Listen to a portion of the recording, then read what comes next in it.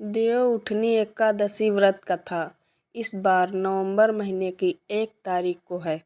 देवउठनी एकादशी, जिसे प्रबोधिनी एकादशी, देवोत्थान एकादशी या हरिप्रबोधिनी एकादशी भी कहा जाता है, कार्तिक मास के शुक्ल पक्ष की एकादशी तिथि को मनाई जाती है। इस दिन भगवान श्री हरि विष्णु 4 महीने के शयन योग निद्रा से जागते हैं। यह तिथि चतुर्मास के अंत का प्रतीक मानी जाती है। एक बार लक्ष्मी जी ने भगवान विष्णु से पूछा, प्रभु, आप सदा जागते रहते हैं, तो हम देवताओं को, मनुष्यों को और सृष्टि को विश्राम कब मिलता है? तब भगवान विष्णु बोले, देवी, मैं 4 मास तक शयन करूँगा। आषाढ़ शुक्ल एकादशी से लेकर कार्तिक शुक्ल एकादशी तक इस अवधि में मैं क्षीर सागर में योग निद्रा में रहूँगा। यही कारण है कि आषाढ़ शुक्ल एकादशी को देवशयनी एकादशी और कार्तिक शुक्ल एकादशी को देवोत्थान एकादशी कहा जाता है। राजा बलि और भगवान विष्णु की कथा विस्तार पूर्वक सुनिएगा ध्यान से। इस एकादशी से जुड़ी एक अन्य कथा बहुत प्रसिद्ध है। त्रेता युग में राजा बलि नाम के एक पराक्रमी और दानवीर असुर राजा थे। उन्होंने यज्ञ केवल से तीनों लोकों पर अधिकार कर लिया।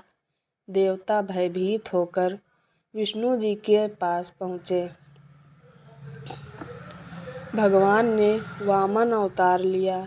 एक बौने ब्राह्मण के रूप में वे राजा बलि के यज्ञ में पहुँचे और दान में 3 पग भूमि मांगी। राजा बलि ने वचन दिया। तभी भगवान वामन विराट रूप में प्रकट हुए। एक पग में उन्होंने पृथ्वी, दूसरे पग में आकाश और तीसरे पग में राजा बलि का शीश रख दिया। राजा बलि ने समर्पण किया और भगवान की शक्ति में लीन हो गए। भगवान विष्णु प्रसन्न हुए और उन्हें पाताल लोक में स्थान दिया। साथ ही भगवान ने वचन दिया कि वे 4 महीने तक वहीं रहेंगे। जब 4 महीने पूरे हुए, तब कार्तिक शुक्ल एकादशी को भगवान विष्णु पाताल से जागे, यानी देवउठनी एकादशी का प्रारंभ हुआ। इस दिन का महत्व। इस दिन से शुभ कार्यों जैसे विवाह, गृह प्रवेश, मुंडन, अन्नप्राशन आदि प्रारंभ किए जाते हैं।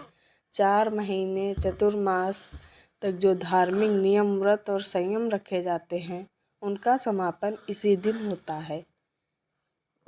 व्रत विधि। नंबर 1, प्रातः स्नान कर भगवान विष्णु की पूजा करें। नंबर 2, तुलसी के पौधे के सामने दीपक जलाएं। नंबर 3, भगवान विष्णु को शंख, चक्र, गदा, पद्म, तुलसी दल, फूल और पंचामृत से स्नान कराएं। नंबर 4, तुलसी विवाह का आयोजन भी इसी दिन किया जाता है। नंबर 5, रात्रि जागरण करें और विष्णु सहस्त्र नाम या गीता का पाठ करें। नंबर 6, ब्राह्मण या गरीबों को भोजन कराकर दान दें। इस व्रत से सभी पापों का नाश होता है। भगवान विष्णु प्रसन्न होकर भक्तों को धन, सुख और मोक्ष प्रदान करते हैं। वीडियो अगर पसंद आई हो तो वीडियो को लाइक करें, सब्सक्राइब करें। यह एक एकादशी सहस्त्र यज्ञ और अश्वमेध यज्ञों के बराबर पुण्य देती है। इस दिन व्रत करने वाला व्यक्ति वैष्णव लोक को प्राप्त करता है। धन्यवाद। वीडियो को लाइक करें, चैनल को सब्सक्राइब करें, बेल